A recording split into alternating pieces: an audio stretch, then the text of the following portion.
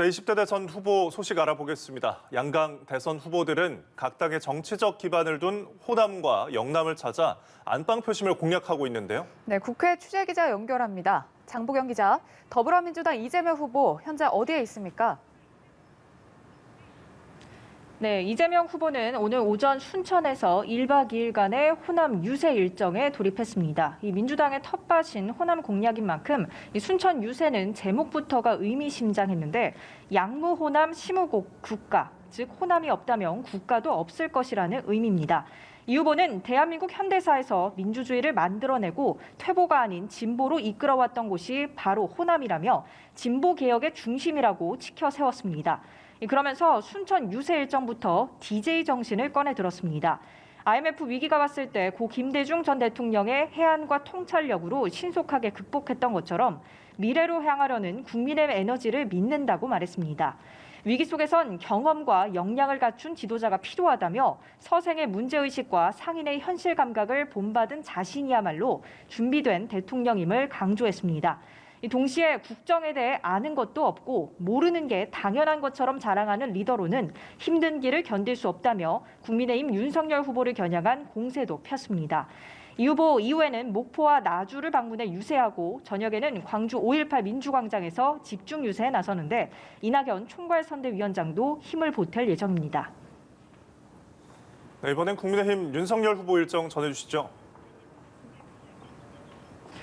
네, 윤석열 후보는 사흘 만에 TK를 다시 찾아 보수 표심 다지기에 돌입했습니다. 이 경북 상주 풍물시장 유세를 시작으로 김천, 구미, 칠곡을 거쳐 저녁에 대구 중심가인 동성로에서의 집중 유세로 이어갑니다. 윤 후보는 첫 연설에서부터 부패하고 무도한 민주당 정권을 박살내라고 자신을 불러주신 것 아니냐며 공세 수위를 끌어올렸습니다.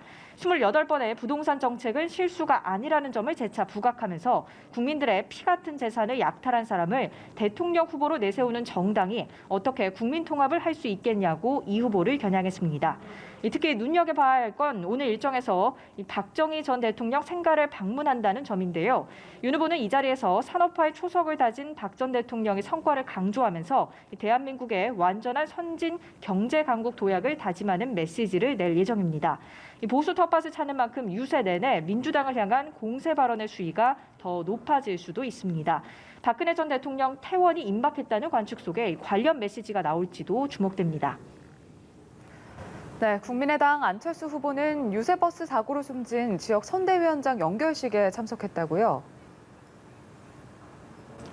네, 말씀하신 대로 안철수 후보는 유세버스 사고 이후 빈소를 지키다 오늘 고 손평우 지역선대위원장 연결식에 참석했습니다. 안 후보는 조사에서 동지와 함께 꿈꾸었던 더 좋은 정권 교체에 대한 신념을 남은 동지들이 꼭 이룰 것이라고 말했습니다. 발언 직접 들어보시죠. 선동지와 우리 모두가 추구했던 그 길을 향해 저 안철수는 강철같이 단단하고 동아줄처럼 굳건하게 그 길을 가겠습니다. 반드시 이겨서 반칙과 특권 없는 세상, 기득권 없는 공정한 세상, 정직한 사람들이 존중받고 땀 흘린 만큼 인정받는 세상 만들겠습니다. 정의당 심상정 후보는 포스코 포항제철소를 방문해 원하청 노동자들을 만났습니다. 오후엔 포항 죽도시장에서 시민들을 만나 지지를 호소합니다. 지금까지 국회에서 전해드렸습니다.